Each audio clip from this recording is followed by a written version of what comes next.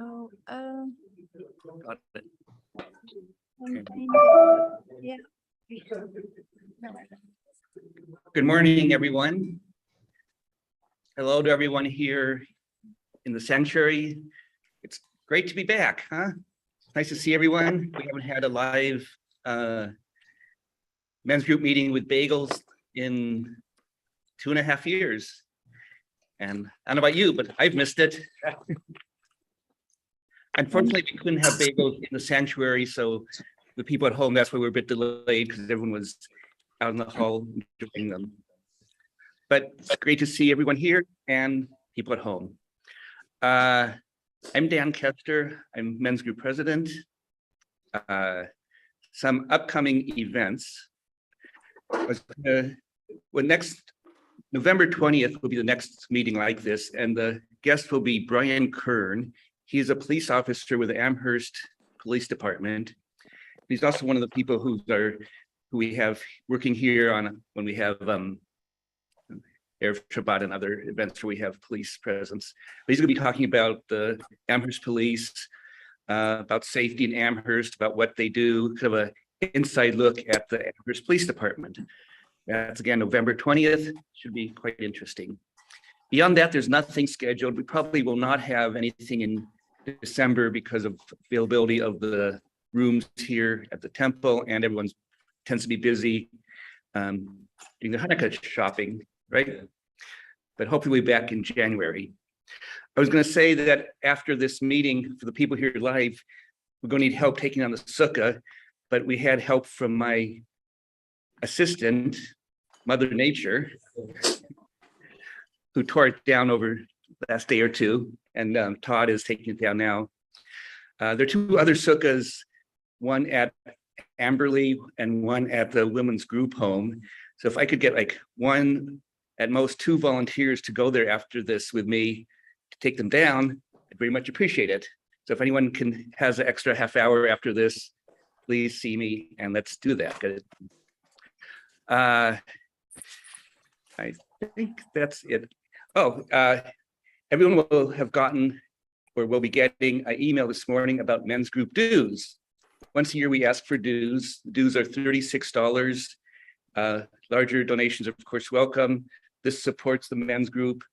We use the money for things that the temple needs that are not in temple budget. And Joanne will come and say, we have this coming up. Can men's group help with it? Things like eggs. Men's group paid for much of the sound system in here. We work with the green team who's replaced a lot of the lighting to make us more energy efficient. So any your contributions to the men's group are a good thing. It's all online this year. There's no letter that you'll get in the mail. So when you look at the email this morning and click on it, you can just click on it, give a credit card number. You can also do it the more old-fashioned way and write a check. Make sure it's made out to the Shir Shalom men's group, not Shir Shalom, and mail it in. That works. And all donations are very much appreciated. Okay, so there was a trip to the Danube River not that long ago, about a month or two, and it was a temple trip. I was not on it, but a lot of temple people were, and that's what going to be talked about today. We have a lot of the participants in that trip here today now. Julia and Chris are going to show pictures, and Julia will talk more about them. I view this as a bit of a selling thing that the temple and the Jewish community in general has these trips fairly often, and I think they seem like a really good thing. So I hope seeing these slides will encourage people to go on them in the future. I know the Federation has a trip to the Gulf, to UAE and Dubai in a couple of months, which sounds fascinating. And there's another Israel trip coming up from the Federation, and I'm sure the temple will have more trips. So if you find this, it looks cool, join one of them. I now present Julia and Chris Cohan.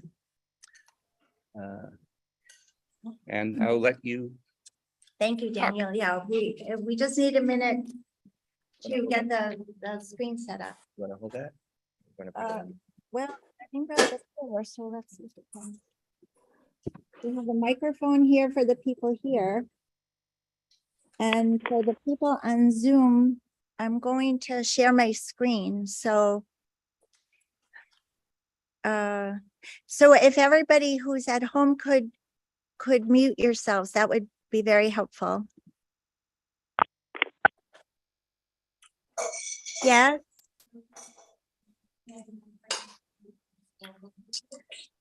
No. Oh, For microphone? questions. we're probably going to go through and take questions at it's- the end, so we could probably wait a bit. And then we could just hand them, they could come to this microphone. But Yeah. so the reason that we're not taking questions through it is there's a lot of slides, and even if I only say one thing about each slide, it's going to take a while. So that's why I'm asking you to hold your questions till the end. We're trying to leave a half an hour for questions, if that's possible. So Chris, why is this? You want to show the top? Yeah, but why are there two of them? That's what okay. Right. Okay, that's about as good as it's gonna get here. Can you see it at home, Joanne? Yes. Okay, all right, so I'll get going. This is what I feared. Something happened, and unfortunately Julie is cut off, right? Well, so we're doing this on Zoom. I haven't done a PowerPoint on Zoom before. I haven't tried this on Zoom. So there may be some pieces of slides that are missing, and I apologize for that. This slide is so big. Well, this is with Robin and Al. There's a lot missing from this slide, unfortunately. But anyway, No. hopefully you'll get to see them all. I'm not sure why this happened. Just Yeah, it's missing the whole top of it.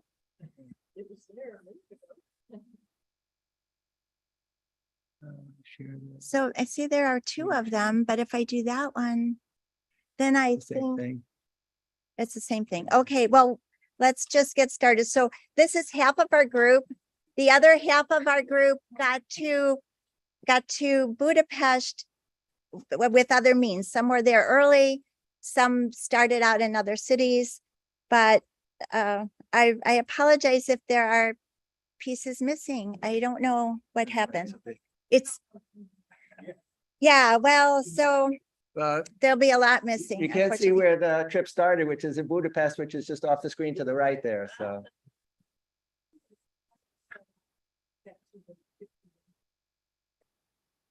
I don't think there's a setting for that. So let me just stop the share for 1 second. I really apologize for this. And it is the PowerPoint itself that's the problem. Oh. So- Well, you can reduce the size of it here. That's what I want to do. Yeah, oh, it's 119%. I don't know how that happened. Just go to 100%. Okay. All right, thank you. That's probably it. Let me get back to- Wait, but I also have to, before you zoom, I have to start the slideshow. Is it started? No. That's because the projector went off.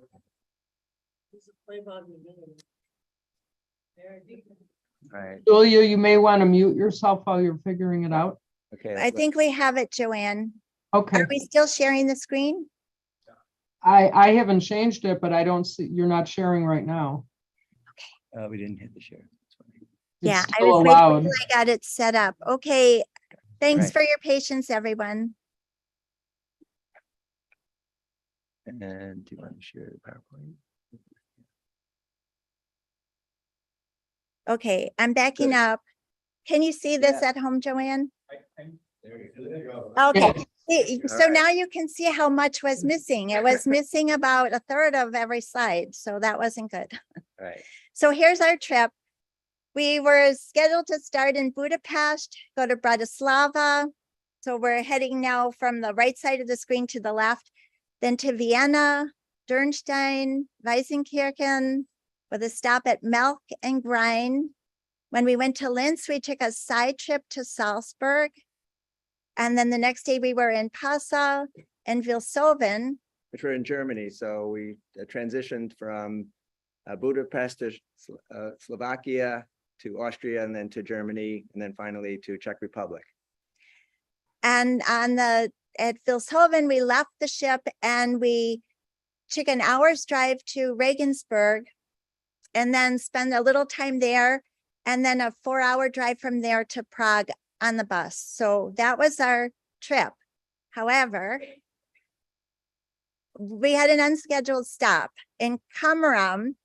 Kamaram was a city on the border of Budapest, of Hungary and Austria. And we all got to Budapest. We flew in there, or some of us were there early, but the ship couldn't get there. So the AMA Waterways bussed us to Kamaram, and we had a lovely time there on Friday. We even were able to have a Shabbat service on the ship. So that was lovely. The ship provided the challah and the wine. And there's another shot of our Friday night Shabbat service. It was really lovely. We ended up going to an outside lounge on the ship because it was a little noisy in the dining hall. And then we went to Budapest. So from Kamaram, we were bused to Budapest on Saturday morning. Well, Saturday morning, the synagogues are all closed. So we did get to see the synagogues, but we did not get to go into them on our trip. But Chris and I were able to get there a few days early. So what you will see are scenes or slides from inside the synagogues. So for the people on the trip, this is a bonus for you too. In Budapest, you're looking at the Parliament building, which is in any picture of Budapest, any postcard, you will see that building. But we have another bonus, and to the right side of the screen, there's a hot air balloon. So when we were in Buda, which is across the river from Pest, Budapest is made up of Buda and Pest. When we spent the day in Buda, Chris took 1,000 slides and I watched the hot air balloon go up and down. But back to where we were staying on the Pest side of the river, this is St. Stephen's Church. And there's a big plaza there. Chris and I spent a lot of time in that plaza, and that's where we ate most of our meals. A lot of outdoor restaurants and a very large pedestrian walkway. In these older cities, they're just wonderful in terms of being friendly to pedestrians and places to eat and occasional cars, but not very much. And they're all cobblestones and just wonderful places to sit around and people watch and do all sorts of things. So our first synagogue is the Dohani Street Synagogue. This is a picture from the outside. Everybody who refers to it calls it the big synagogue. So it was built in 1850 by 2 architects, one from Austria, Germany, and another from Hungary. And most of these synagogues that you'll see were built by non-Jews. And I guess the reason for that is in these days, Jews weren't allowed to be architects probably. And so they had to look to other people to design the buildings. So this is the inside. This synagogue seats 3,000 people. Chris took this picture from the middle of the synagogue, and you can see that there are 3 levels. There are 2 levels of balcony. The women sat up in the balconies, and the men. To this day, most of the synagogues in Europe are women sit separately from men. So this is the biggest synagogue in Europe. It's also a little bit different. It has the bima way up in front, and you can't see it in this picture, but there are 2 pulpits, one on each side. So it's built kind of like a Catholic church where a priest would go up and give his sermon and stuff. In this one, usually there's only one, but in this synagogue, there are 2, one on each side. And they're so far from the back of the sanctuary that you can't see them that well. I should have blown that up. Outside the Dohani Street Synagogue, there's a Raul Wallenberg Memorial Park. And in that park, I just took pictures of 2 of the sculptures. The one on the left is the Tree of Life.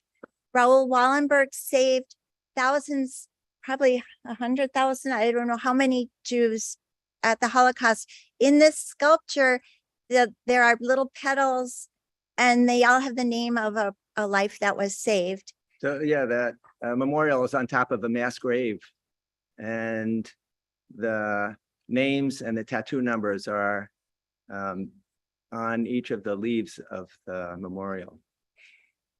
And then the one on the right is in memory of Sir Nicholas George Winton, who was one of the people that were really active with the kinder transport that saved children and sent them to Great Britain.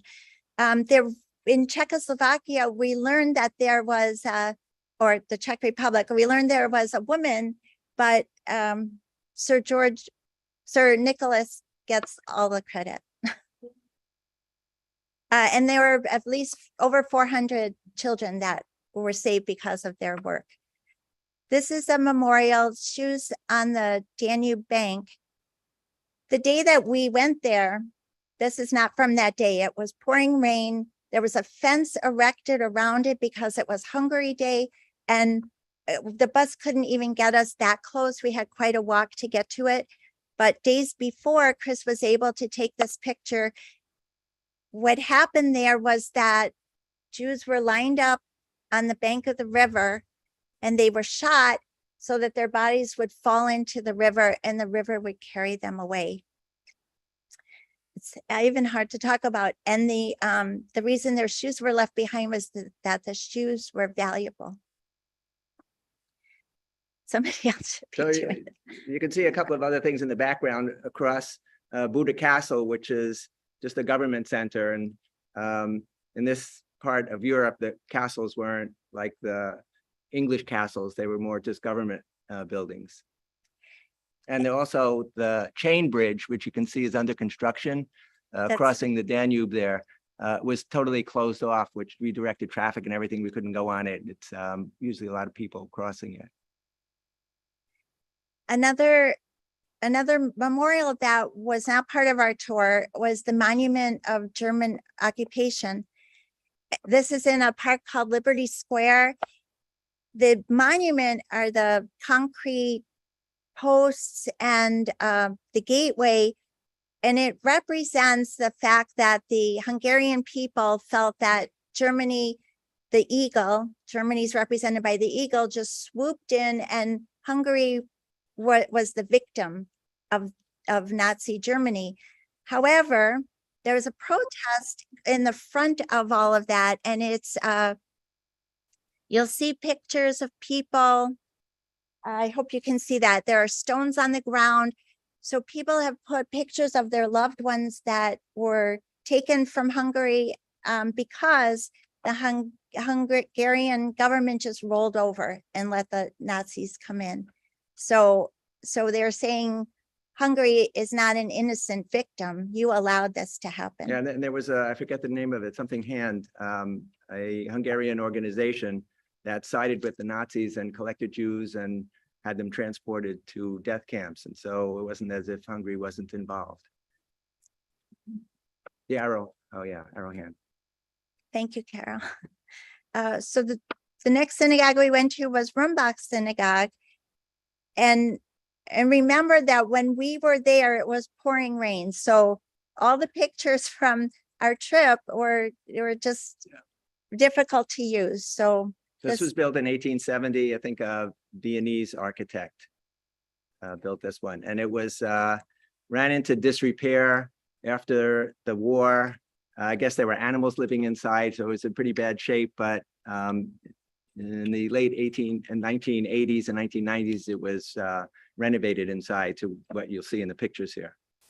And you can see that the seating is very different. Where there were pews in the big synagogue, this has a multi-purpose layout, and the bima is in the middle of the room. The ark is still on one side, but the bima is in the middle.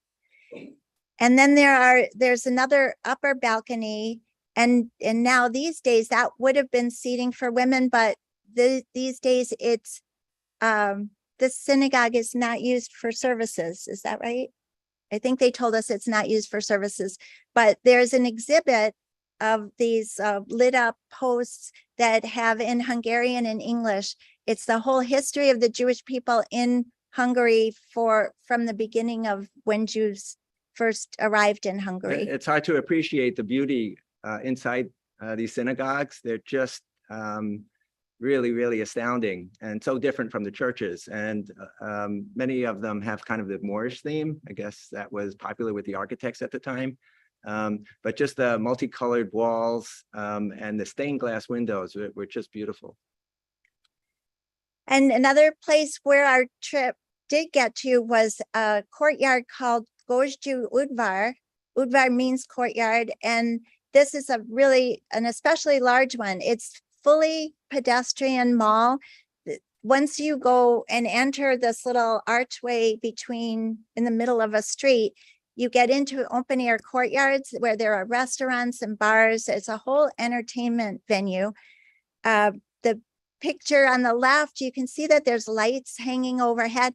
At night, this is where things are happening. If you want to go out and enjoy Budapest at night, you go to the Jewish quarter. Yeah, it's also an area that's called ruin bars. I guess a lot of buildings were in disrepair, and they decided, well, maybe it's a great place there. We could put in some entertainment. So a lot of them were renovated, and it's pretty popular through all hours of the evening and night. There are people just standing outside. They're relatively small, so there are crowds in the street there. So Chris was going to tell me not to talk so much. So we're going to try to cut it down a little. In the right. So the right has a picture of a restaurant called Meshuggah. I like the name of the restaurant.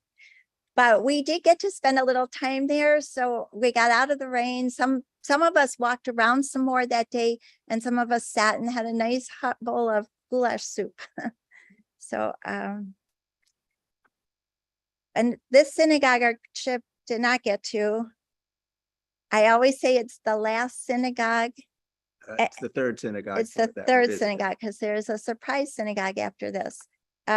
This is Kozinci Synagogue, and you can tell the outside architecture is very different from the others, but inside, it's still very colorful. Every synagogue had colors of blue and yellow and red, and this was also a beautiful synagogue that had also been destroyed and was a mess until. Yeah, this was built in 1912, but it was, they had some pictures of what it looked like. It was just totally destroyed inside. And several Jewish groups got together and renovated several of the synagogues in Pest. So this was almost totally restored at this point. And this is the synagogue where services are held. Yeah, So of the ones that we've shown, the Orthodox, they say they are neolog, which is like a modern Orthodox, I think, as opposed to Hasidic Orthodox. This is in Buda.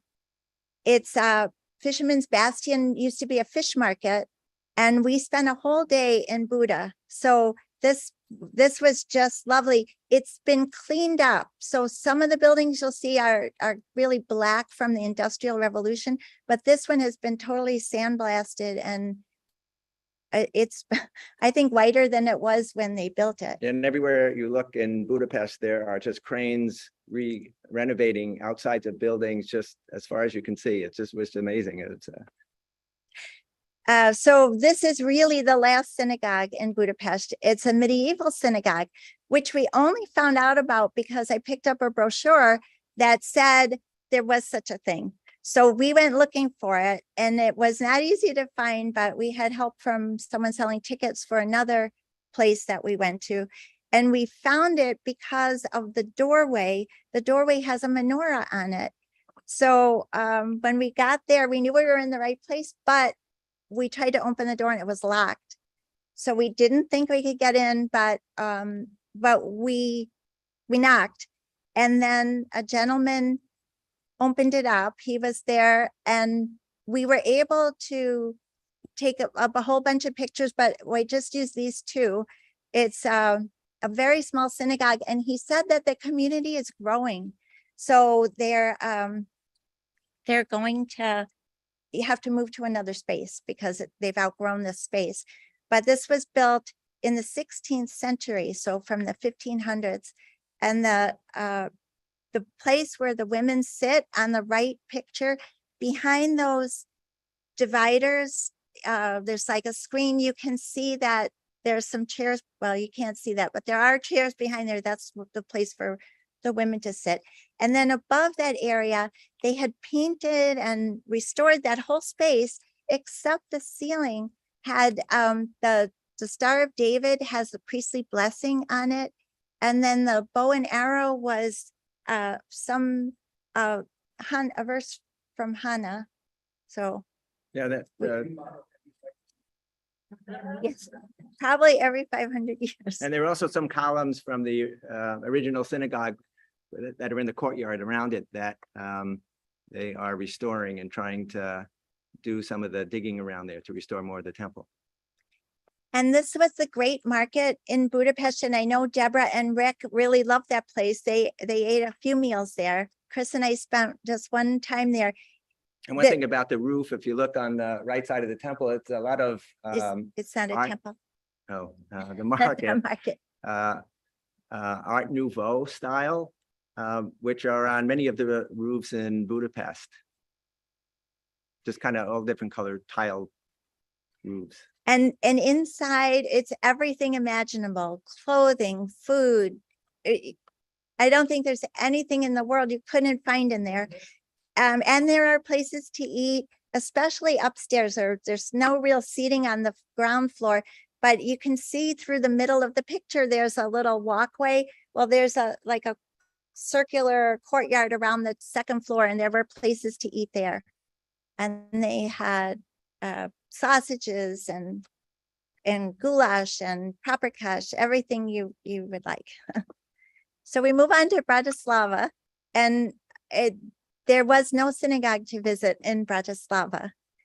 What you're looking at is a plaza where there's an overpass which replaced the synagogue that was there. So the synagogue was torn down, and the sign has an image of, I can move my cursor, so I'll circle it. This is the synagogue that was there. Oh, I'll go back. And sorry, wrong direction. And then in the other slide, there's on the overpass or whatever this black granite thing is, there's also an image of the synagogue. And there's a memorial, which I don't know if anybody, I don't remember what that's about, but it was a very interesting part of Bratislava. But we also went to the tomb of the Khatam Sofer.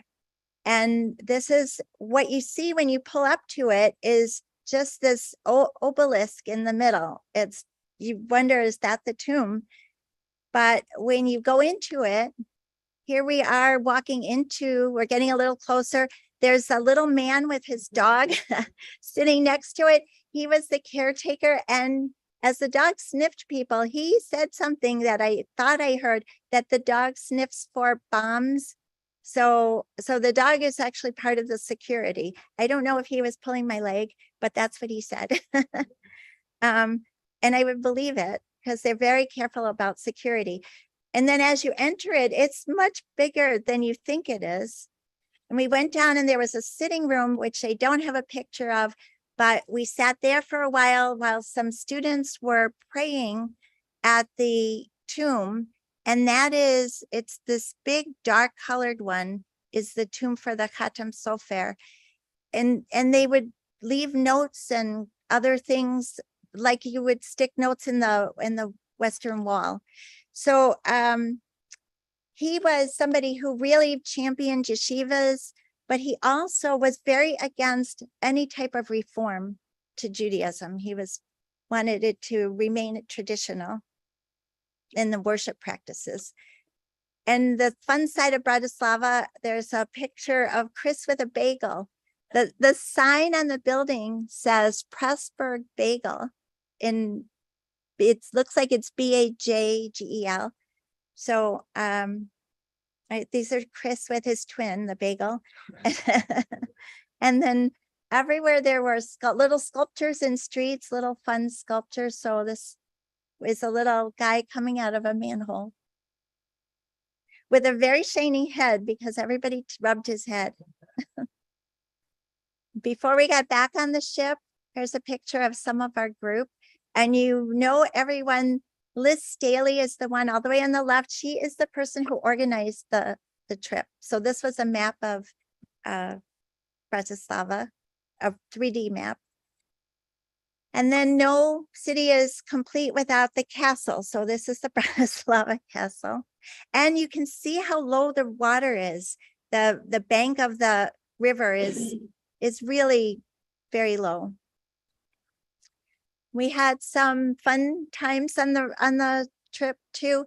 This was Sunday afternoon and we were able to spend some time actually on the ship while it was moving. So here's a group of us. So while we were in Budapest, the temperatures were 95 to 100. When we got on the ship and we're going just, you can see the cantor is dressed in her coat and it was freezing. So we stayed out in the windy area right at the front of the ship. Yeah, we sent the guys for hot chocolate for all of us.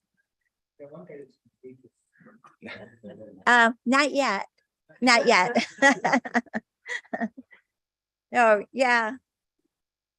Well, you look the same to me. And then we got gifts from Emma Waterways, and I brought a scarf, but Carol is wearing her scarf. Oh, and Deborah brought her scarf. And we also got, so the ladies all got scarves. This is our whole group. There's probably, this may be the only slide that has everybody from the group. Oh, on top of your yarmulke. Anyway, and the guys got hats. So, and I know this was the same day because we're still wearing hats and scarves, but this was the first of 12 locks. So I don't know if Joanne, yeah. Okay. So the locks were pretty amazing. The captain of the ship had to navigate to within inches of the wall. There is a picture of Robin touching the wall, but I didn't include it. I couldn't find it quickly enough to include it, but we were close. There were times that I looked out of my porthole and I could see that when we were in a lock, there was another ship like right next to us. So you could fit 2 of these river boats in that lock. It was pretty amazing. Uh-oh, that didn't work. What did I do? There you go. Yeah, so this wasn't at the same day, but I had to include this because it's us on the ship. And there was one day where the weather was nice enough to actually get into the pool. And a few of us did take advantage of it. And these ladies that are with our group, Charlie is a friend of Liz's. He's in this picture with Deborah and Carol and Liz. And the 2 ladies, one is from Orchard Park and she's a Bills fan. And the other lady was a friend of hers from Ohio, from Mansfield, Ohio, I think. So we get to Vienna. We actually will get through this, I promise. And there was very high security at the synagogue. I didn't know if we'd all get in because we had another appointment at the Jewish Museum, but there had been an attack here a few years ago at the synagogue. So they had metal detectors. They went through bags. It was very slow. Our group is waiting in front, but eventually we all got in. And here we are inside with our tour guide, who was a young guy. He later said that his parents came to Vienna from Georgia, from the Soviet state of Georgia. And most of the Jews in Vienna were from the former Soviet Union. They had come to Vienna as refugees in recent years. So we learned a little about the synagogue and about the Jewish life in Vienna. Yeah, we're in Vienna, right? And Chris went up. Harvey knows about the stars on the ceiling. There a lot of the synagogues had stars painted on the ceiling, but these were actually pressed onto the ceiling. And what does that represent, Harvey? Oh, you don't remember? Oh, I thought that when they asked, Harvey knew. So I don't know. Cantor, do you know?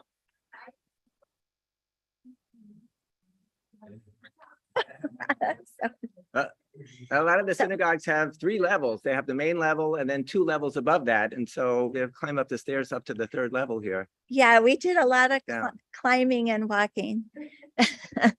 So this was in the Jewish Museum, and we were in several rooms in this museum, but this was a good representative of the group. And the bicycle that you see hanging, it was Theodore Herzl's bicycle. And I do remember that the flag that's there, he wanted to design the flag for the state of Israel. And the flag is simpler than the design that he came up with, but there were lots of exhibits there, including Judaica that was lost by families that were no longer there. So this was reclaimed. This is a collection from Max Berger, but there were rooms like cases filled with all this Judaica.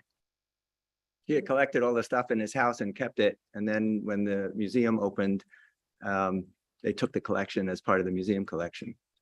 Those stars on the ceiling of the synagogue, the Torah references look heavenward and count the stars. Thank you, Deborah. Deborah's cell phone came in handy. I do have a slide of another time where you looked something up for us. So, so the Nash Market, Phil, Marta, Chris, and I took on one of the days that we had some free time, we took a train and we went to the Nash Market, and it went on for blocks. So like the Great Market in Budapest, everything imaginable was available there. And then the picture on the left, sorry, is a poster for the Jewish Museum. And Chris really liked it, so we put it in. And these, Carol, I don't know if you want to say something about the stumbling stones. They're in a number. Do you want to come up to the microphone for this group to hear? So we can maybe turn it. Do you want me to sit? Or- Okay, a gentleman wanted to do an art project of remembrance. So he designed these stumbling stones, or Zolbersteine auf Deutsch. They're And about that big. yeah, they're very small, they're brass. And now there are between 70 and 75,000 of them in different countries in Europe, commemorating people who died, people who survived the Holocaust. And they are placed in the ground at the last residence that people live in voluntarily. So if they were in a home and were removed and relocated to somewhere else, the Zolbersteine would be facing the home that they lived in last. And I think they're in many countries in Europe. There was some, maybe in Vienna, they didn't want them on the ground because they would be unsightly. But they could also be put on poles outside of the home, and perhaps the owners wouldn't want that. So there was controversy about them being on the ground, that they would be stepped on and it would be disrespectful. But if they're stepped on, that means they're going to be shined by the action of being stepped on. So we just photographed a lot of different ones in different cities. Thank you. Sure. Can I, Okay. one, I can say something, I'm familiar with this, we have for my grandparents. I was gonna say, I know a little bit about these. We have some from my grandparents who were killed in the war.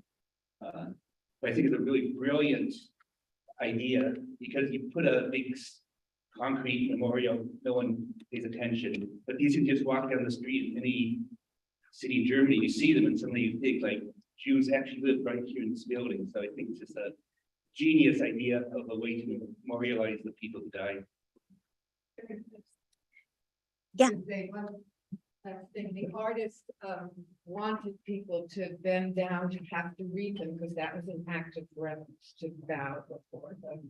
Oh, thank you, Deborah. Okay.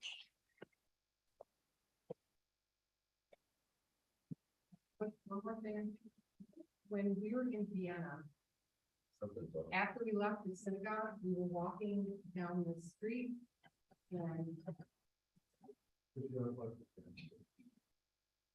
I think when after we saw the synagogue in Vienna, when we were walking Oh, around the no. street, we went around the corner and the Simon Wiesenthal Institute was around the corner. And that wasn't mentioned by any of the tour guides, but I noticed it and I did get a picture of it. Okay, so I apologize for those at home. For the people here, the projector has gone out, so we're gonna get it started again. Unfortunately, if my computer started before the projector, it doesn't always connect right, so I may have to restart my computer. That's all right. The Zoom will be fine. On Zoom. Oh, okay, sit down and don't move. I Okay, always do what I'm told. okay, we're okay, Joanne, we got it. Thank you. I go back to Okay. the beginning again, because it came out of, just hit the thing at the bottom to show this. But Is it showing? I need to go to, Oh, yeah. It's not showing. It's, oh, oh, so my interesting. computer is not right. Maybe if I do this and I find, just go to the next slide in advance and see where you are. I have to do the slideshow, right? It is, it's just here. Okay. Sorry about this. Uh, I mean that slide is way down here. I just don't think this is the same thing that's being projected and I can't find that window. So let me just, yeah, I did. No, no, it's, no, it's not. It's, okay, I can't minimize this for whatever reason. And I don't, Shut it down and restart it. have to well, back I up don't- Zoom and everything. no, yeah, if we're still connected to Zoom, then I'd rather not do that. But just unshare, stop sharing and then start sharing again.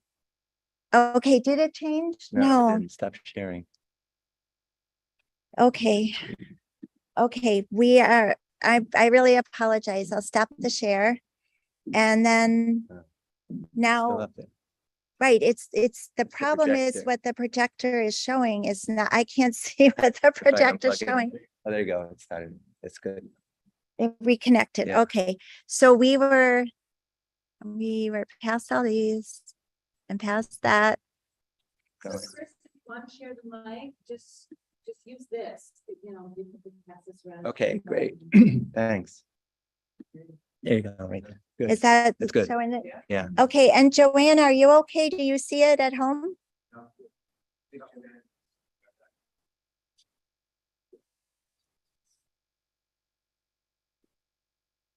Okay, thank you.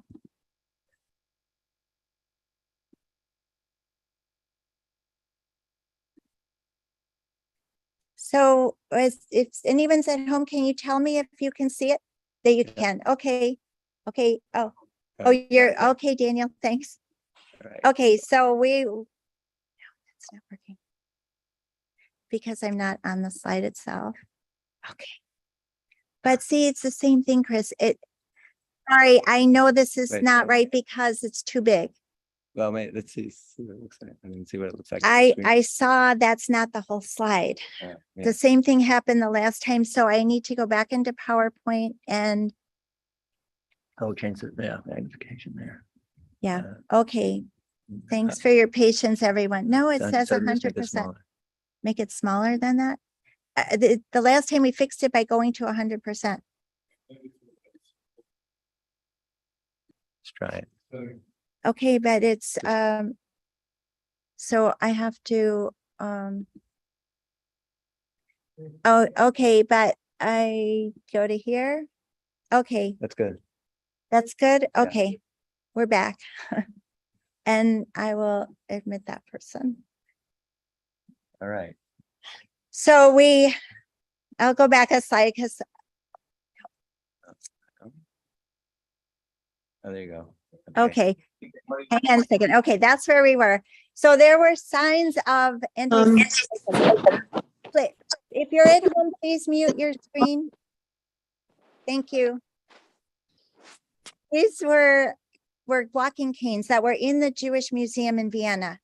And I took a picture of them because you can see a blow up that they are very anti-Semitic images of Jews with big noses. And there's another blow up of big noses, and Jews sometimes had to wear conical hats. There are more images that we saw all over. This was from a church, and Arlene took these pictures. This one, she actually created a blow up so you can see the figure on the right has a pointy hat. They were all demeaning pictures of Jews whenever they were depicted like this. And there were lots of examples of it. So this may not have been Dernstein. We don't, it is Was it? Dernstein? Oh, thank you, Stuart. Okay, I got it right. I only have this one picture of Dernstein. There were lots of small little places, small towns that we went to. And because I used so many pictures in the big cities, I only had a few, but I love this picture. So I had to include it. Yes, Godfrey, the choo-choo train, who took the gentle walkers up to the center of Bluestein. Ah, Ah, oh, thank you. So that there were options for gentle walkers, and this was one of them. Thank you, Stuart. We don't have pictures of Weisenkirchen. I think the boat just docked there, and then we got on a bus, and they took us first to Dernstein, and then we had to stop at Milk Abbey. There was supposed to be a bike ride option that day, but it got canceled because it was so rainy. So this picture actually looks bright and sunny. I think Chris brightened it up with Photoshop it's pretty cloudy. because it was a really overcast day. That's just a fantastic building, Milk Abbey. I Yeah, don't know what that's year it was built, over but here. there's incredible artwork inside, and it's still a school where people go to study. Yes, in fact, one of the people on our ship was a student there years ago. So there was a group of Christian people from Minneapolis there were 40 of them. So 24 of us, 40 of them. The whole passenger list was, I think, 106 passengers in a ship that had a capacity of 162 passengers. But anyway, they spent a whole day, the Christian group spent a whole day at Milk Abbey, and it was beautiful. This is not Milk Abbey. This was the next town we went to, which was Grein. They had a little reception for us at the end of the trip, and there was a little band that played music for us, and they had cookies and drinks for us. But the two slides I have from there were amazing. In the ground level of this castle, there was this room, and the year the castle was built was, we don't know. Don't know. We don't know, but it was a long time ago. 1500s. 1500s probably. But they had this ceiling, and our tour guide, just for the sake of saving some time, thought that it could be for acoustics because they would have concerts performed in there. And they don't know how they made the ceiling, but it was really beautiful. You sang. Oh, we did. We sang Amazing Grace. Yeah. That's right. So we split up into different groups, but our group sang Amazing Grace, and it sounded beautiful. And there was another place there. It was a grotto that was all mosaic tiles, ceiling, walls, floor. The whole thing was were made of tiny mosaics. And there was a little alcove, which had a basin looked like for water. I don't know. I wonder if it was baptismal or something. Yeah, they thought because of it was buried lower in the castle and encased in such thick stone that maybe people collected there when it was hot outside because it was cooler inside. Oh, right. They did say that. And then, Then trouble started. Then trouble started. So at that point, or even that day, I think that we did that. So Robin and Al missed that whole last day that I talked about. They were on the ship, but this was the day we left them because Al tested positive for COVID. For those of you who are at home or here that don't know, he was not the only one, but he was the first.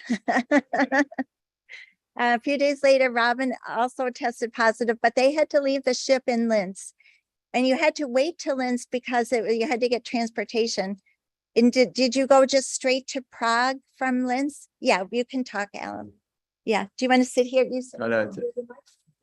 the microphone. Great. So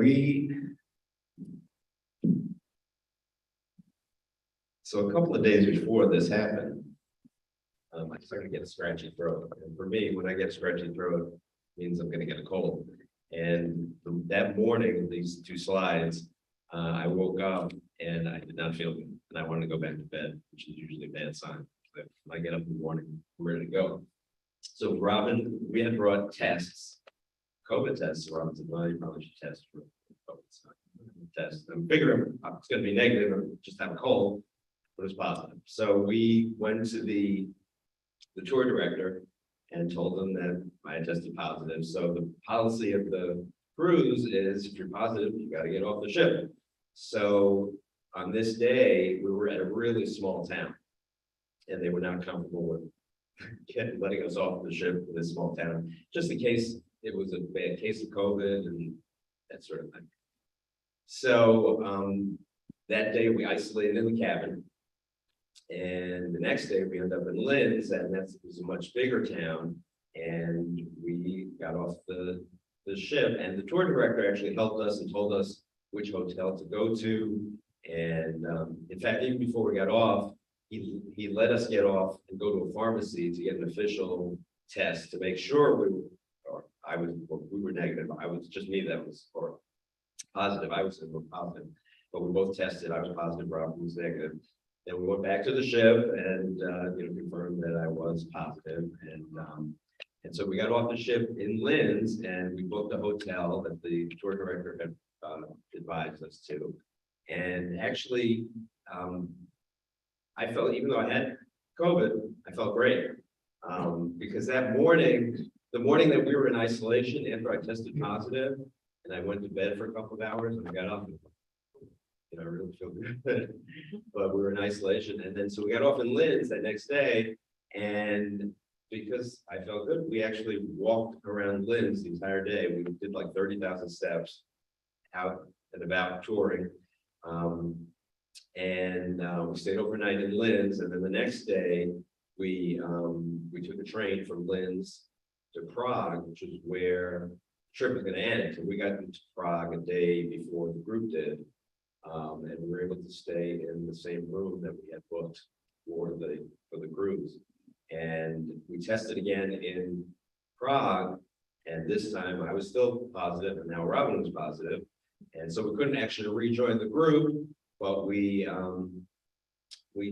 set up our own tours similar to the tours that the group had, and we did those on our own and just went about our business. And it was really interesting because in Prague, and actually in all of Europe, you wouldn't even know COVID was going on. You were hard pressed to find somebody who was wearing a mask. You don't ask, don't tell, and we just went about our business and we masked when appropriate, and that was story. Yeah, thank you. So one of the things they did get to see was they were looking for the graffiti walls. There were places where graffiti was allowed, which kept it from being all over the city. And this is a train station, I guess, that I just thought it was beautiful and colorful. But we did get into the Central Plaza in Linz, and we also got to a synagogue there. And I remember Cantor saying this was her favorite synagogue. It was a more modern looking synagogue. Just before you change, so you can see the synagogue was built more recently, but on that back wall on the left side, you can see one of the original columns from the original synagogue, which was built many, many years ago. Oh, so they incorporated that into the synagogue. Yeah, it was. Oh. And then inside, it looks very different. The seating is a U-shaped seating area with the bima along one wall, and then you could sit. You can see some of the artwork. And then that's a better view of looking at the ark and the bima. So it was really very different from the other synagogues. And this is just another view of the main plaza in Linz. From Linz, we went to Salzburg. And in Salzburg, we saw a book burning memorial from commemorating 1938, where books that Nazis banned, books that were banned were burned in that plaza. Yeah, they were, just looked like local people just sitting on the memorial there. You wonder whether people ever look at those and really realize what they are. And two other things that we did in Salzburg, some of our group did a Sound of Music tour, but we definitely did a little different tour in Salzburg. But we did get to see the Glockenspiel picture on the left. And I don't know any significance about that, but I like the picture. And then Mozart's birthplace is the Gold Building in Salzburg. A lot of things about Mozart, they have Mozart candies and a lot of things dedicated to Mozart. Yeah.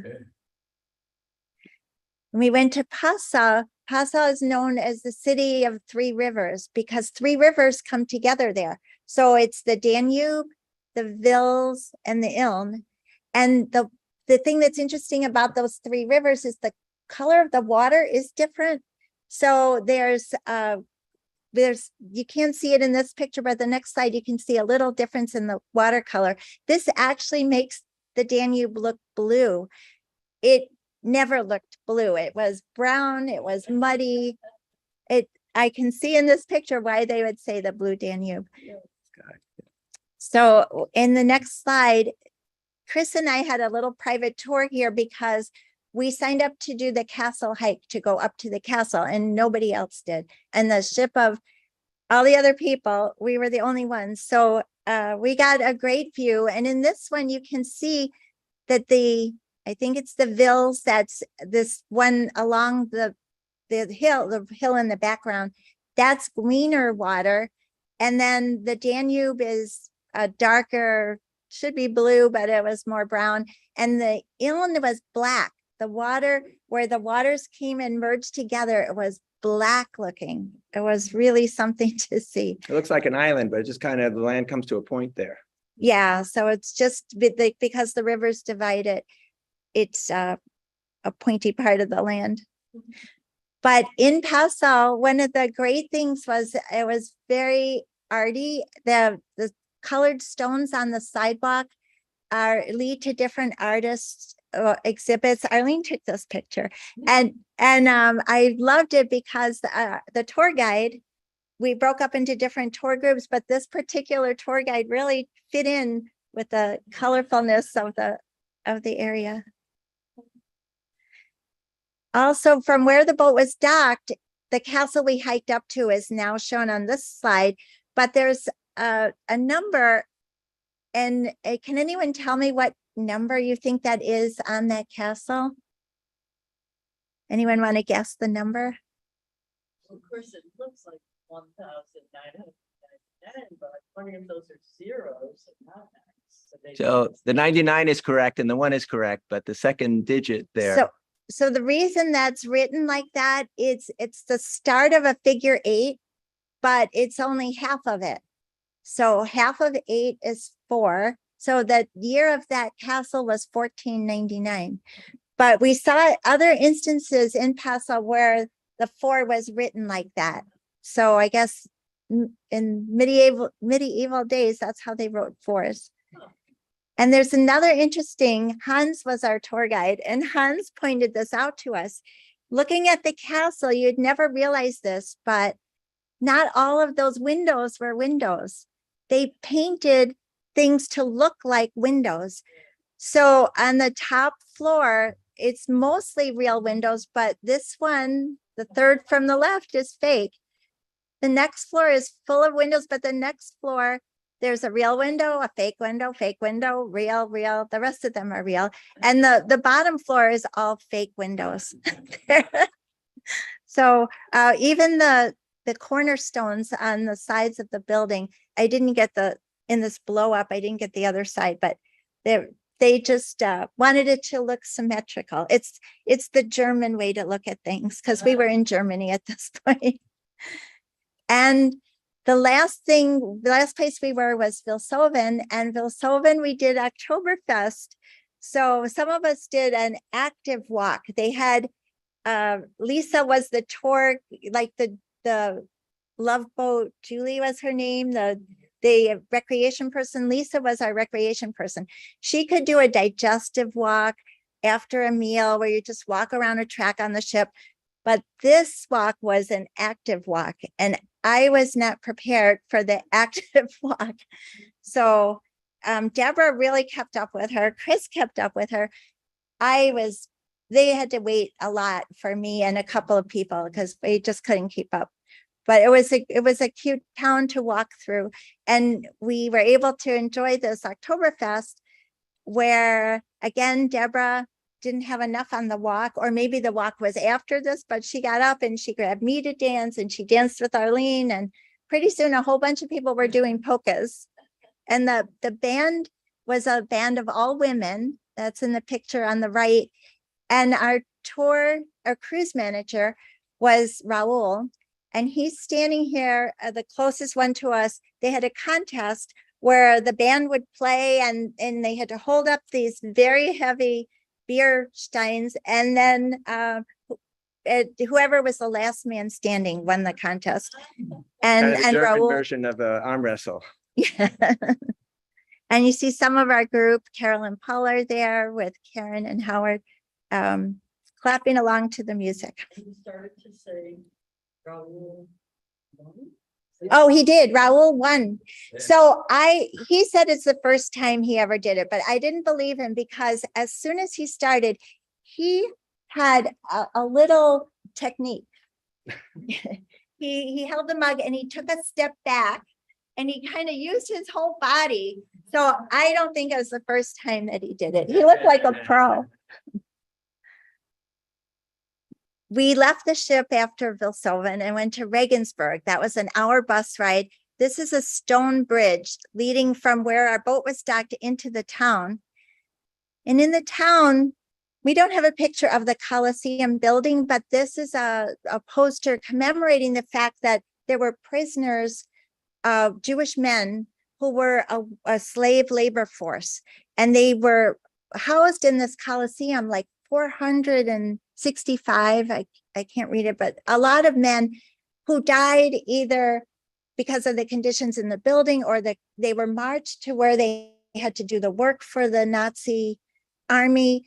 They were marched back and forth. And so they died in the just terrible conditions. And at the end of the war, as the Nazis were retreating, they wanted to slow down the US Army. So they blew up this bridge that we see here just to try to keep the US Army or slow them down for getting to them. But a lot of people died who lived in that building. And this is the street where that building was is here. It's one of those buildings, but they all look the same. So it may be actually, it said Coliseum on it. Maybe this one, it's got something's written on it, but it's a yellow building. Yeah. Well, So- a lot of the towns are just like this with pedestrian walkways and cobblestones and nice cafes to sit along there, just people going back and forth and all sorts of stores along there. And there's the occasional car in this area of the city. So it's very pedestrian friendly, just a great place to Yeah, walk but around. but you could be surprised by cars. So you think you're on a sidewalk, but it's not. It's the street. And sometimes you had to get out of the way.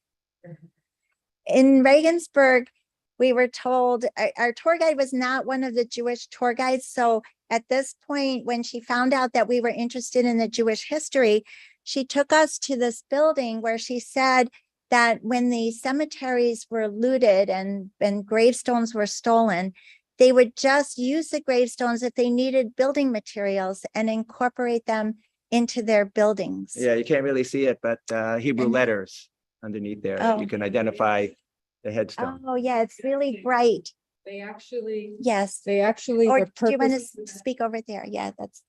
they actually were purposefully defiling them. They put them in places where they would proudly show how they had defiled the Jews. For instance, lining their latrines with these gravestones. So there were heartbreaking moments on our trip, but there were also joyful moments. So I love this picture. That was on the way to Salzburg. Yes, we stopped at a rest stop and Chris loved the rest stops because they had cappuccino machines. You just put your credit card in and you could get a cappuccino. They were mostly bathroom stops, but Chris checked out the food too. So now we get to Prague. So we're in the home stretch. this is the last city, I promise. So this was also taken probably on a day after our group left, because Chris and I stayed with Deborah and Rick a couple of extra days, and we got out early in the morning to take this. So there'll be a picture. It's the Charles Bridge that you see on the left side. From the 1350s. 1350. And in Prague, unlike all the other cities that we visited, it wasn't bombed during World War II. So all of the structures are original structures. Yes. In a lot of the other cities, there's a mix of old and new, but here there also is a mix of old and new buildings, but there are a lot of original structures. And what I wanted to say about the bridge is that the slide you'll see has nobody on it, but it's such a busy place. There are vendors that they get there early in the morning, they set up, and then people are on the bridge all day. It's really packed with And people. as you look across the river, the large building that you can see sticking up is St. Vitus Cathedral, which is the big cathedral you can see there. It's called Prague Castle because the lower buildings were part of the governmental offices.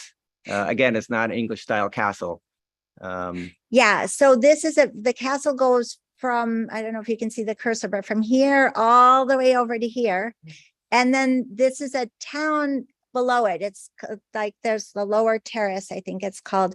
But we ended up by walking with Deborah and Rick the whole length of that to get back down from it. Oh, wait, is that it? Yeah. Oh, before the other pictures of the bridge and that castle area, Friday night, we did another Shabbat service. So we had 2 Shabbat services on this trip, which was really wonderful. This was with a Reform community, and it was in a synagogue that was really hard to find, and it was really pouring. It was, there were lightning bolts that the thunder and the lightning came at the same time all around us. Outside, lightning rods, and she was watching the lightning all around her. It was the craziest storm I've ever been in. So for the people at home, Cantor was just saying that her daughter who met us, her daughter was Becky.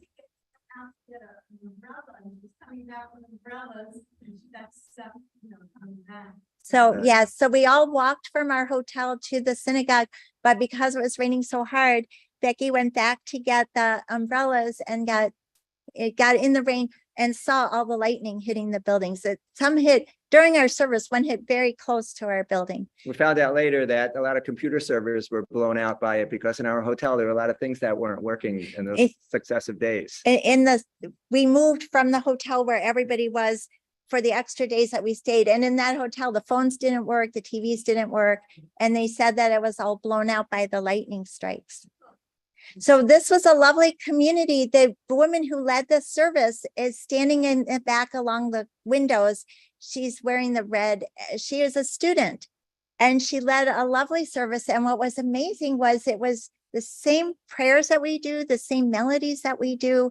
It was so much the same. And the people were so welcoming. Some of them didn't speak English that much. She actually did incorporate some English prayers for us.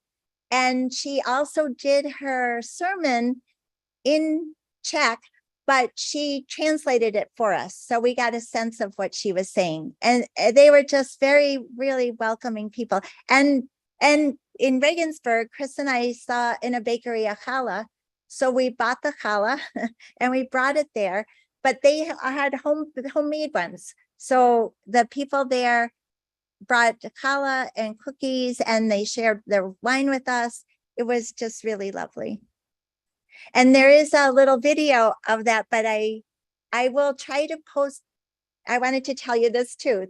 All the pictures, even the ones you're not seeing today, will be on a site that I can send a link out. And I'm hoping to send the videos, the little videos we have, including not just from the services, but we have one from Theresienstadt, which is where we went the next day. And they're just really moving videos. So I'm hoping that to make those available through an email link. So I don't know how to pronounce it in German so well. Arbeit macht frei. Oh, yeah. Frei. Arbeit macht frei. And it means work makes you free. Yeah. And so this was at Theresienstadt as we entered in. It's a huge fortress. It was actually built by the Habsburg Empire to protect the empire, but then they used it as a prison.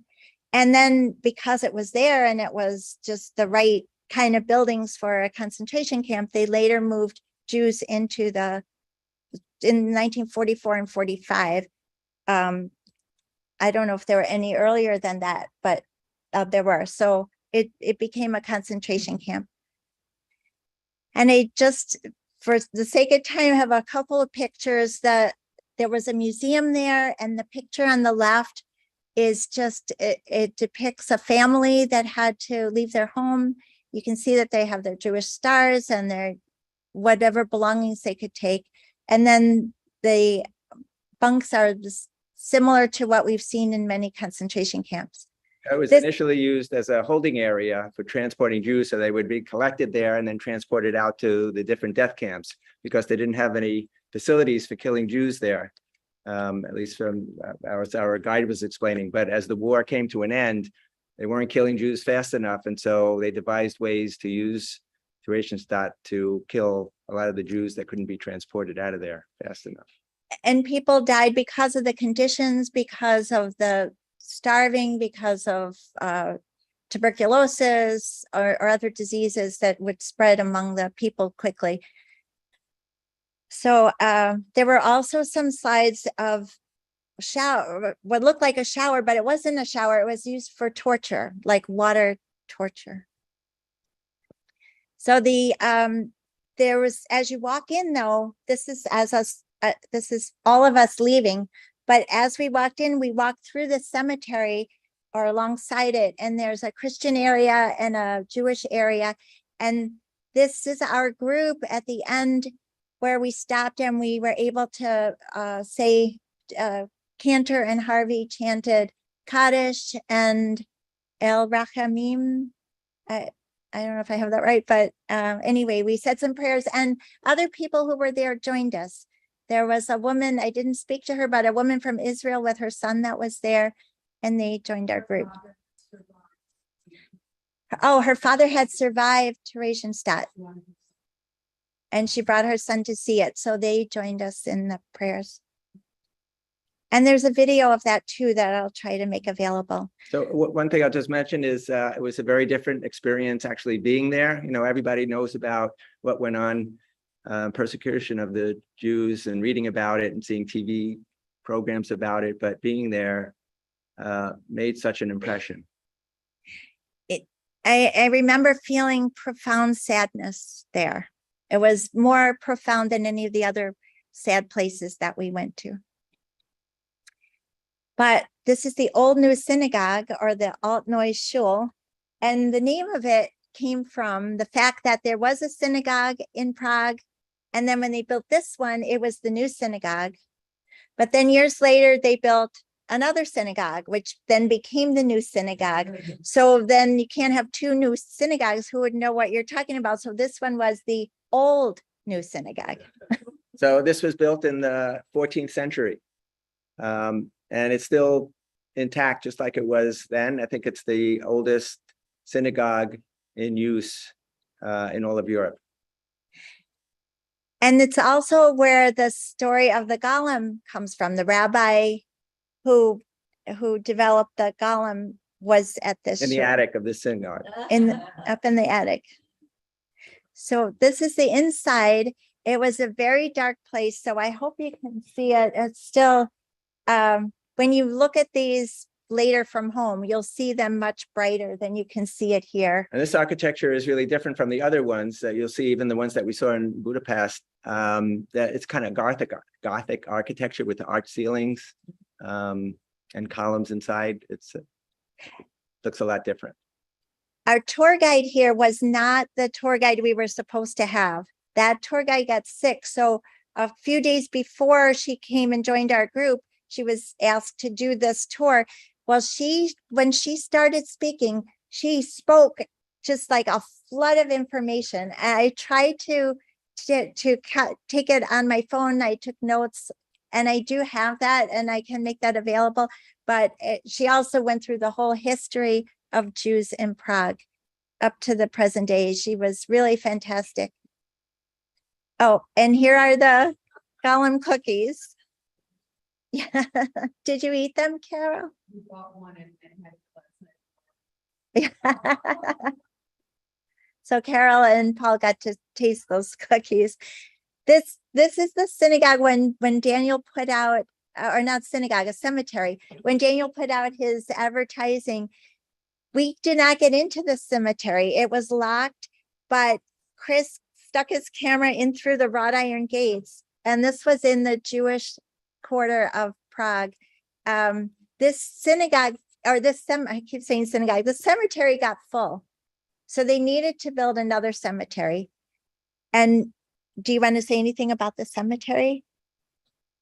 So it's called the Old Jewish Cemetery. It's, I don't know, it's just reading online a little bit of the history about it. From the 1300s, it stopped being used, I think, in the late 1700s.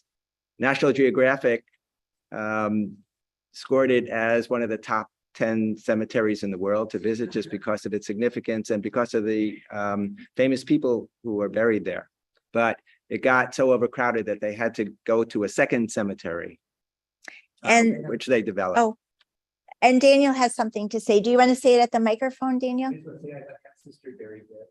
Oh, that's one of the famous people. Daniel has an ancestor there that must be one of the famous people. Yeah. And the gravestone says Daniel's ancestor. So Arlene is. Together, because space was such a commodity, Jews could not be buried outside of the Jewish quarter. They would start layering them. So some of the layers were like 12 deep, and then the stones would go like wherever you could find a spot to get stones to the ceiling. It's impossible to have like linear design there. So, Yes. So for those of you at home, Arlene was just explaining that because you had to bury Jews within the Jewish quarter, they ran out of space. And so they would layer people, sometimes 12 deep. So the stones are on top of the graves, and they just stuck the stones wherever they could fit them in that confined space. So this is, Oh, one more thing. A lot of them were made out of wood, and wood does not survive. So all of those stones sort of represent all of the markers that were there. And some of the markers, for those of you at home, were made of wood and didn't survive because the wood deteriorated over the years. So that doesn't even represent all of the people that are buried there. this is the second Old Jewish cemetery, which was started after the one we just previously saw was filled. This is actually outside the Jewish quarter. It was started in the early 1700s. You can't see the rest of it here where the gravestones are. You just see this memorial, which we'll talk about in a minute. But it was built outside the Jewish quarter because there was apparently a plague going on in the early 1700s, and they wouldn't let any bodies be buried within the Jewish quarter. So it was started outside. Apparently, there are like 40,000 people that are buried in the cemetery. Again, with a lot of the great headstones piled on top of one another. This is the new. This is the new old cemetery. So there's And a third cemetery after this one as well. so This is there's the second another one. new cemetery. And This has stopped being used in the late 1800s. so Chris will talk about the stones that make up this.